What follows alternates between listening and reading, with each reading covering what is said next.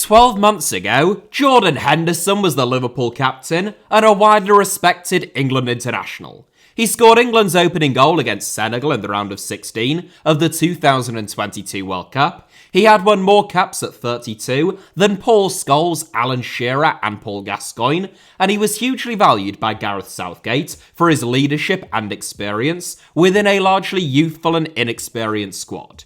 Jurgen Klopp was equally appreciative of Henderson's talents and was keen to keep him around at Anfield, following 12 years in which Henderson played almost 500 games for the Reds, lifting the Champions League and Liverpool's first title of the Premier League era as club captain. Off the pitch, Henderson endeared himself to a lot of people by being one of the most outspoken Premier League players in terms of his allyship with LGBT people, becoming one of the faces of the league's Rainbow Laces campaign, and sharing supportive messages on social media, as well as spearheading a campaign which saw Premier League players raise £4 million for the NHS at the height of the COVID pandemic. In July 2023, though, Henderson turned down a contract extension at Liverpool and other offers from Premier League and European clubs in order to join Al-Ettifaq in the Saudi Pro League.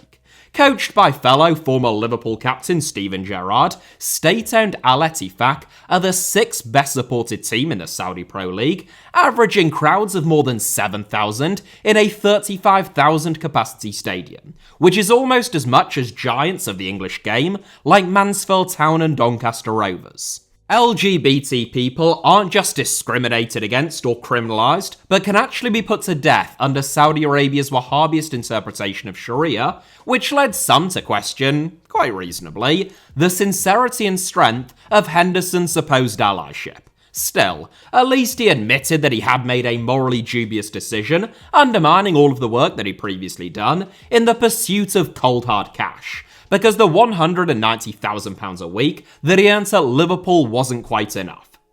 Oh no, that's right, isn't it? He doubled down. Don't back down, double down. Claiming that money has never been his motivation, it was all about building a project in Saudi Arabia, despite the fact that Henderson would be living in neighbouring Bahrain, growing the league, and growing football around the world. Henderson left Al-Ettifaq after less than 6 months, joining Ajax, who are also now reportedly considering selling him due to financial reasons, having burnt his bridges with the LGBT community, England fans, and even many Liverpool supporters, and he just got left out of the England squad for Euro 2024, something that almost certainly wouldn't have happened had he not gone to Saudi Arabia. As if all of that wasn't bad enough, Henderson reportedly hasn't even received a single penny from his time in the Gulf Kingdom, having voluntarily deferred his wages for his first 6 months to avoid paying UK tax.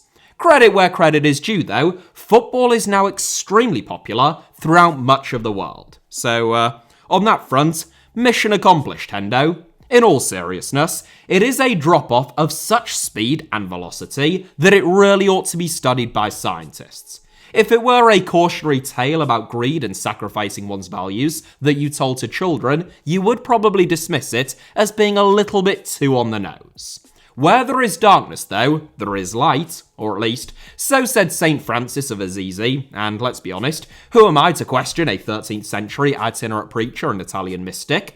And the light in the darkness of Jordan Henderson's catastrophic move to Saudi Arabia is that it has inspired me to think about some other utterly disastrous career moves. Admittedly, that's probably not much like Hendo himself. When we talk about the worst transfers, whether that be Romelu Lukaku to Chelsea, Kepa Arrizabalaga to Chelsea, or Danny Drinkwater to Chelsea, and probably even some players who weren't signed by Chelsea, we tend to think about it from the football club's perspective. Transfers that cost a lot of money, with very little or even negative consequences in return. We less often talk about the worst transfers from the player's perspective. I'm talking about transfers like Matej Kejman to Chelsea, which wasn't that disastrous from Chelsea's point of view, but totally wrecked Kejman's career, Neil Lamptey to Aston Villa, which destroyed the career of a troubled young man with such a bright future ahead of him, or, the greatest example of them all, Neil Franklin's move to Independiente Santa Fe at the beginning of the 1950s, which saw the greatest defender in Europe, and arguably England's greatest of all time, pass up on the chance to be the first name on the England team team sheet at their first ever World Cup in order to play 6 games in Colombia, which saw him blacklisted by the Football Association, and he never played in the First Division or for England again. Well, that's what today's video is all about, with a bonus few inclusions for you all there, plus Henderson, who I won't be including because he was the muse for this video, and I think we can all agree that I've already talked about him enough. There is a 28-minute video about him on this channel, you are free to go and watch or rewatch if you disagree.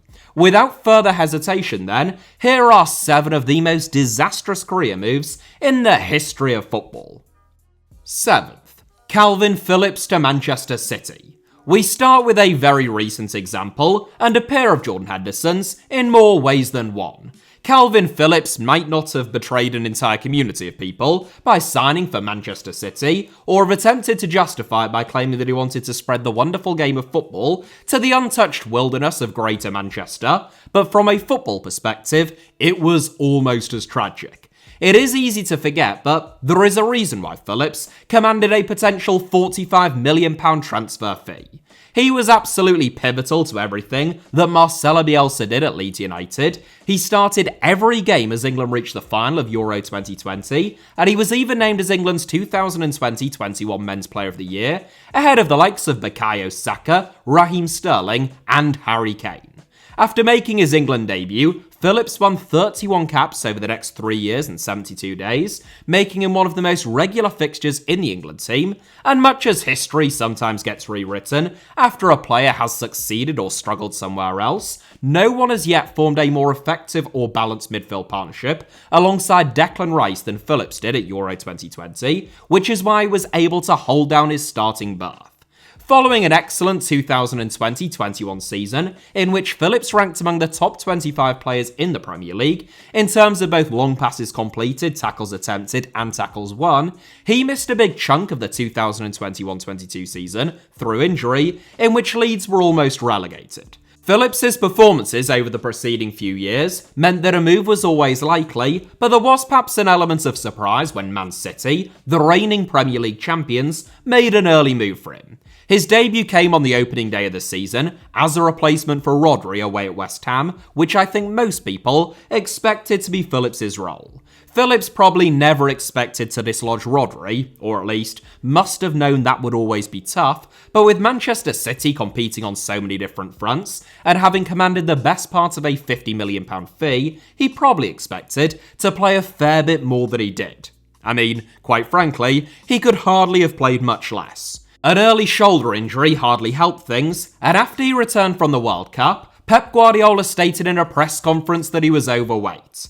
That was pretty shameful by Pep, who later apologised, but even from that early stage, it felt like the move had already fallen apart. It's not unusual for players to take a season to settle in under Guardiola, but there was no sense of the Catalan warming to Phillips or of his involvement starting to increase. In fact, following just 593 minutes of football last season, equivalent to less than 7 games, in the first half of this season, injury-free, Phillips played just 318 minutes of football. Sometimes, a move just doesn't work out. But in January, Phillips joined West Ham on loan, both in a bid to make England's Euro 2024 squad, but more importantly, just to play some football. On paper, it seemed like a move that worked out for all parties. On grass, it was a fairly catastrophic one for 2 out of the 3 parties, and even Man City, if you factor in that Phillips has probably eroded whatever lingering sell-on value may still have had. 3 minutes into his debut, Phillips gave the ball to Dominic Solanke, who scored the opening goal of the game. 2 weeks later, he was sent off against Nottingham Forest, and then he dropped a 0 out of 10 disaster class off the bench away at Newcastle, coming on when West Ham were 3-1 up, and almost immediately conceding a penalty, as West Ham went on to lose the game 4-3. There is still hope for Phillips, he's only 28. But his move to Manchester City, at a time in which he was doing so well, sent his career into a tailspin at warp speed. 6th, Royston Drenthe to Real Madrid. It makes me sick to say it, but I'd imagine there must be some people watching this who are too young to remember Royston Drenthe, but back in 2007, he was the youngster whose name was on everyone's lips. Drenthe's progression was never linear. He was actually let go by Feyenoord at 16 due to question marks surrounding his discipline and professionalism, joining the youth ranks at Excelsior, where Feyenoord could still keep a close eye on him. It was known that Drenthe enjoyed partying even at that age and wasn't always the most committed in training, but he had a ferocious talent, a skill set and flair honed on the streets of Rotterdam, and an incredible athleticism regardless of how hard he trained. His talent shone through in his second season at Excelsior, which led to Feyenoord taking him back, and at the Under-21 Euros in 2007, which the Netherlands both hosted and won, he stood out a mile. Everyone wanted Drenthe that summer, and when Feyenoord turned down an approach from Real Madrid, Drenthe threatened to take his own club to court. The move eventually materialised for a €14 million fee, and Drenthe was in dreamland. A €3,500 a week contract at Feyenoord had already caused a stir within the Dutch press, with concerns surrounding Drenthe being handed too much too young, but now he was earning several times that amount, playing for the biggest club in the world, alongside fellow Dutch stars like Wesley Sneijder and Arjen Robben. Almost immediately after his arrival in Madrid, Drenthe was stopped by the police for speeding in a Bentley under the influence of alcohol. He made 26 appearances in his first season, as Madrid won the La Liga title, but off the pitch, Drenthe was living the life of a celebrity rather than a professional footballer. Having grown up poor, he enjoyed his newfound wealth and fame. You can get away with that so long as you still train hard and concentrate on football. Sadly, Drenthe did neither. He began to skip training sessions, show up late, and gain weight, which saw his game time fall in each of his 3 seasons in Madrid. In 2010, Los Blancos sent him on loan to Hercules in the hope that a reality check might focus Drenthe's mind. He played well there, but the off-field discretion still persisted, convincing Madrid to sanction another loan move to Everton, where it was reported that Drenthe flirted with a permanent transfer to Liverpool mid-season before he was dropped for disciplinary reasons yet again. Moves to Russia, Turkey, the UAE, and even Reading followed, along with returns to Spain and the Netherlands, but nothing could resuscitate Drenthe's ailing career. Outside of football, Drenthe recorded a rap song in 2012, founded a clothing store in 2014, and declared bankruptcy after losing £3.2 million in 2020. It's easy to look at Drenthe's failure to fulfill his potential and the repeated pitfalls that he fell into and conclude that it was all on him, and that it would have happened wherever he'd gone. And of course, there has to be some level of personal responsibility. But the reason Drenthe was so impressive at the Under-21 Euros in 2007 was because he had finally found a settled environment in which he could unleash his tremendous potential. And the bright lights of Madrid, having just turned 20, undoubtedly came far too soon. Had Drenthe stuck around just a little while longer at Feyenoord, instead of threatening to sue them, who knows how good he could have become. 5th. Freddy Adu to Monaco. You may have noticed that, in the introduction, I was forced to say without further hesitation, rather than my usual without further ado terrible joke, and that is because, on this occasion, it is with Freddy Adu. The poster boy of failed wonder kids, I'm not sure many people will be able to handle the fame and fortune that was bestowed upon Adu at the age of 14, when he starred in TV commercials alongside Pelé and was touted as his successor, and come out of it in any way normal. It just can't be a helpful environment in which to grow up. Lots of people point to Adu's move to Benfica in 2007, shortly after turning 18, as both the first and the most ill-fated move that he ever made, leaving America and Major League Soccer to jump into a new league, language and culture. According to the man himself, though, he needed that move in order to progress, having fielded lots of other European interest and plumping for Benfica based upon their record of developing young players. It was his next move, Adu felt, and his impatience, which would ultimately cost him dearly.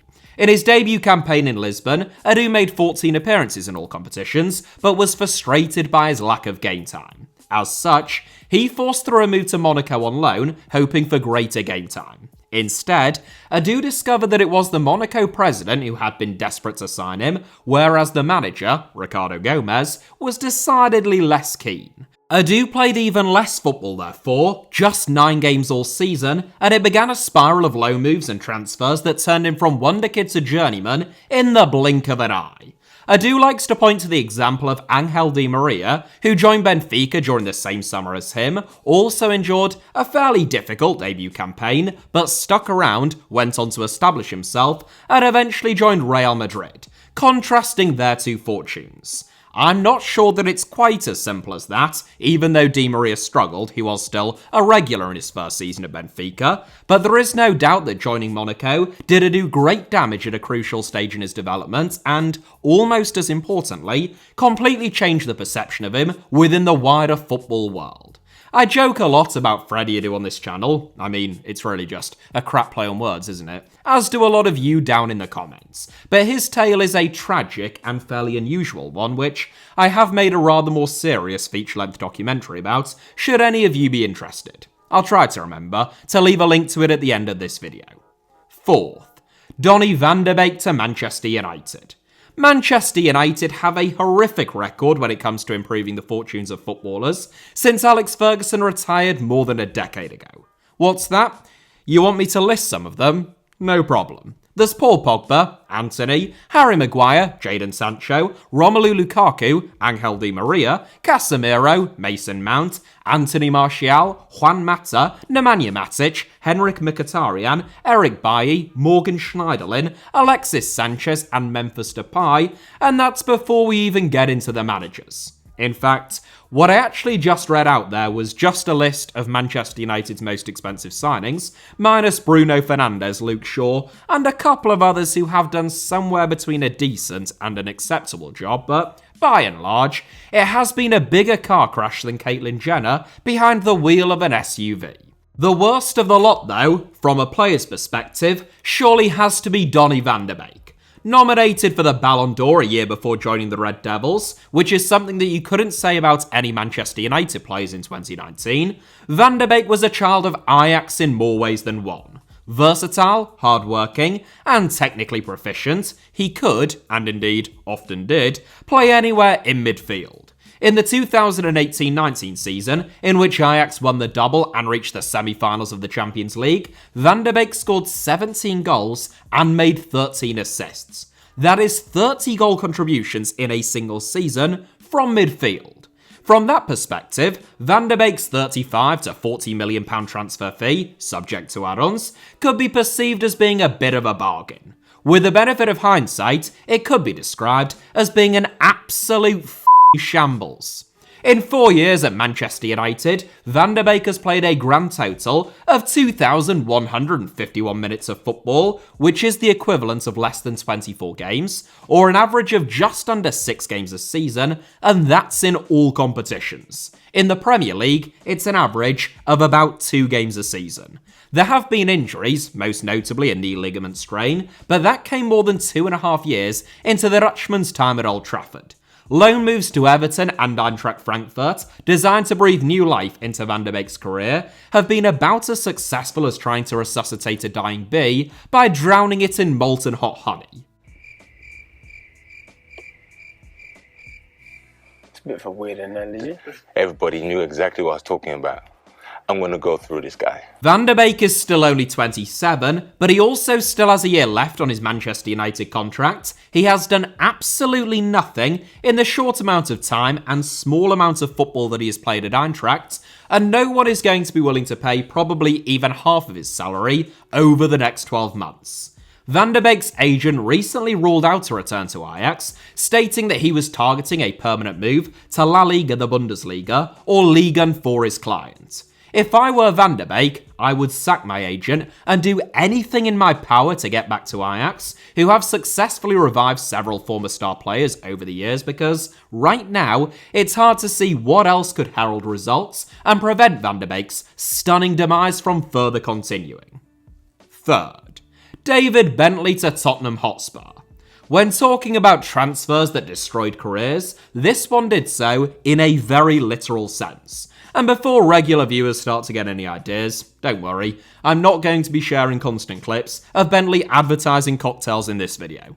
After failing to break into the first team at Arsenal, David Bentley joined Blackburn Rovers on loan in the summer of 2005 and on a permanent basis in January 2006. It proved to be a perfect fit, and playing under an old-school manager in Mark Hughes, sharing a dressing room with the likes of Craig Bellamy, Robbie Savage, and Tugai, Bentley flourished. Born 10 years too late in some respects, Bentley loved the banter of a dressing room, the camaraderie, and the nights out. In Blackburn, he found an environment that suited him down to the ground, but was really a relic of a bygone era, in a rapidly professionalising Premier League, influenced by data analytics, the influx of foreign players and coaches, and an obsession with marginal gains. Nonetheless, in that old-school environment, Bentley flourished, earning a reputation as one of the best crosses of a ball from the right flank and set-piece specialists in the Premier League.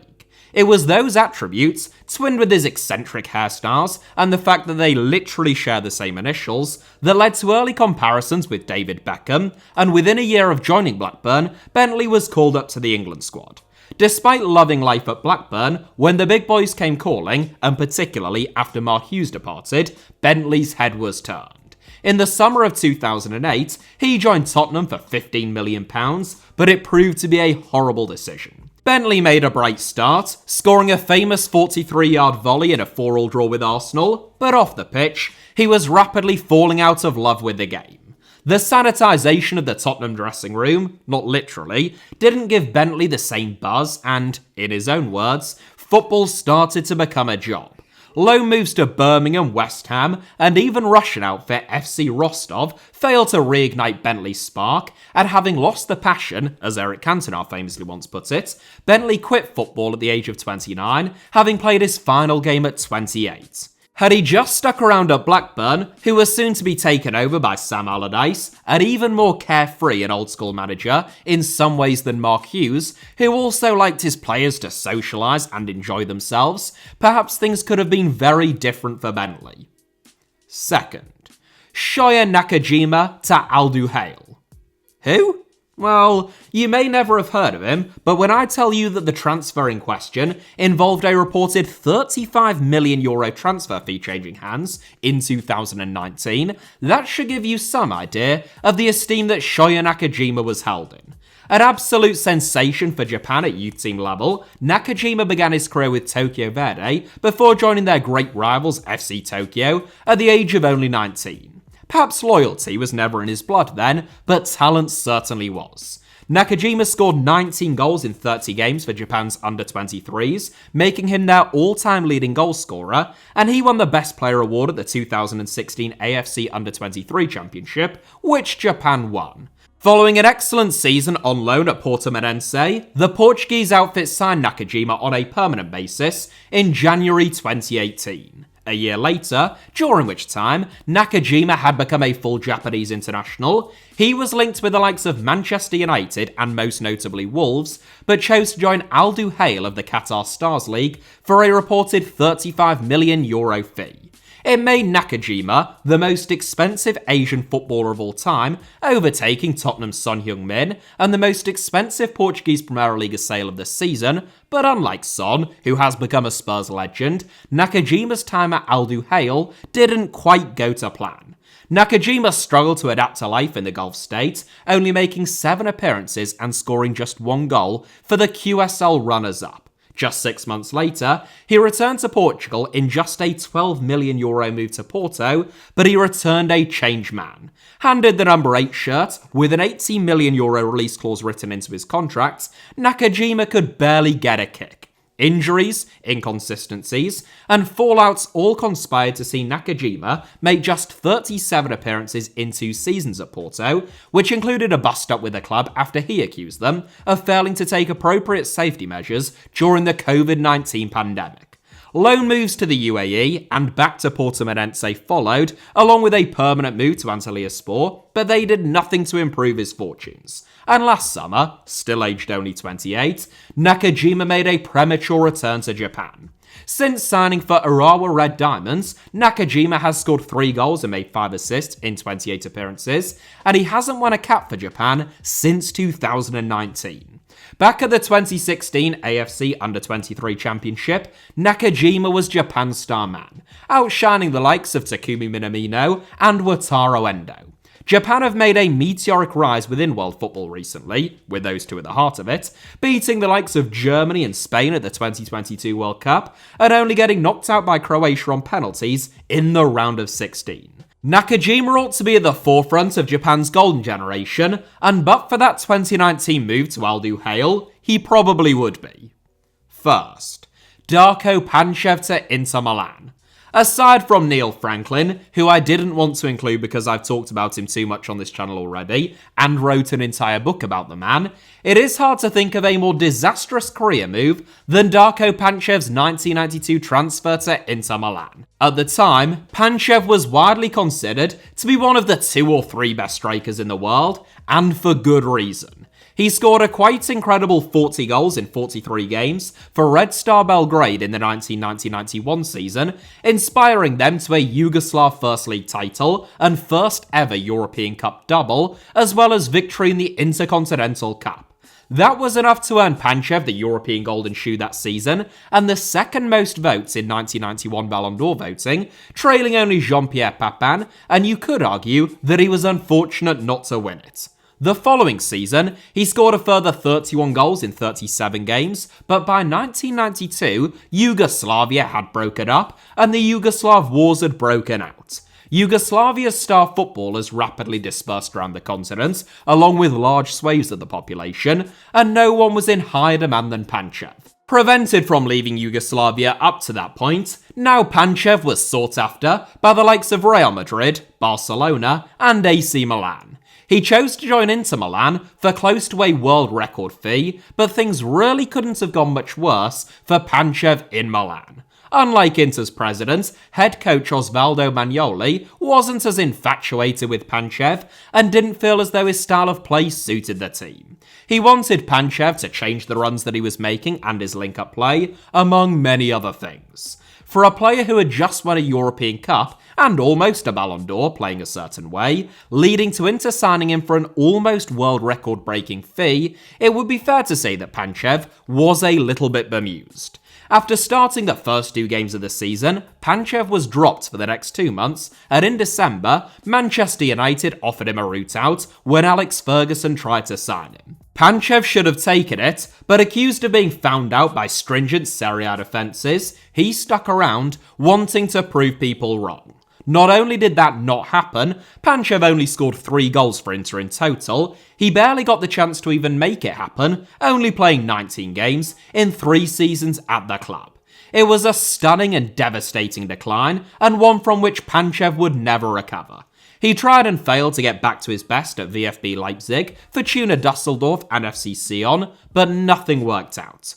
Speaking after his retirement, Panev stated, quote, "There are strikers who don't run, and there are strikers who run. I was one of those strikers with a natural talent for scoring goals, and I ran only when I was within 30 metres of goal. Unfortunately, Inter didn't want to accept that style of play." End quote. That is it for today's video, but honourable mentions, aside from those already mentioned, go to Arda Turan to Barcelona, Thomas Brolin to Leeds United, Danielson to Real Betis, Jackson Martinez to Atletico Madrid, Sergei Rebrov to Tottenham Hotspur, Eden Hazard to Real Madrid, Jack Rodwell to Manchester City, Max Meyer to Crystal Palace, Mervyn Spielman to Young Boys, Antonio Cassano to Real Madrid, and Kerason to Barcelona, among many, many others. Thank you all very much, as ever, for watching today's video. Hit the like button if you enjoyed it. I hope that was the case, obviously. Let me know your thoughts down below in the comments. And, of course, it goes without saying, make sure that you are subscribed and have notifications turned on, not just for this channel, HITC Sevens, but also my second channel, Alfie Potts Armour, which I plan to upload the first video on as soon as it hits 25,000 subscribers. So, you know, help a brother out. You can also find me on Twitter, Instagram, or Threads via the username @HITC Sevens on all 3, should you wish to do so. And all of those links, plus a whole lot more, should be down in the video description below. Cheers.